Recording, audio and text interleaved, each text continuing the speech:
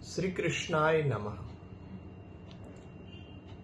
ભક્તિ થકી પરમ પુરુષની પ્રાપ્તિ, મન પણ ભક્તિમય બનાવવા માટે આપણે જાણ્યું કે મન હંમેશા પ્રભુ શ્રી કૃષ્ણના વિચારોમાં તન્મય રહેવું જોઈએ। તેના માટે આપણે બની શકે એટલું શાસ્ત્રનું અધ્યયન કરવું જોઈએ।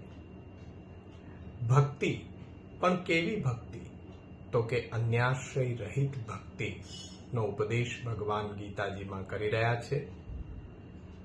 ગીતાજીના 9મા અધ્યાયનો 22મો શ્લોક, તેમાં પ્રભુ આજ્ઞા કરી રહ્યા છે, અનન્યાસ ચિંતયંતો મામ યે જનાઃ પર્યુપાસતે તેષામ નિત્યાભિયુક્તાનામ યોગક્ષેમં વહામ્યહમ।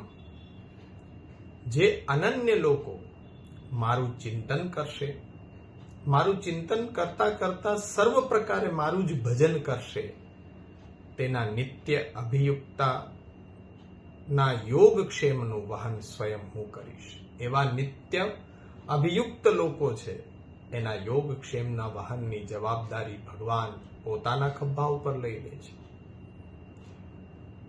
શ્રીમદ ભાગવતમાં કુંતાજીએ કરેલી સ્તુતિ એ પ્રભુની આ પ્રતિજ્ઞાનું પ્રમાણ છે કે પાંડવોનું રક્ષણ એક ભક્તને લક્ષ્યમાં રાખીને ભગવાને કરેલું છે।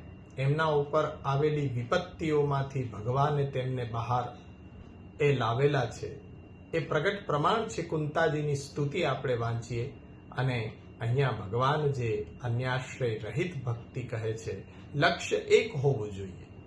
દેવી દેવતાઓને ભજી રહ્યા છો તો દેવી દેવતાઓ સિવાય બીજું કોઈ નહીં, પરંતુ જ્યાં સુધી ભક્તિમાં અનન્યતા નહીં આવે ત્યાં સુધી એ ભક્તિનો લાભ આપણને પ્રાપ્ત થશે નહીં। એટલે અન્યાશ્રય રહિત ભક્તિ એ આપણું લક્ષ્ય છે।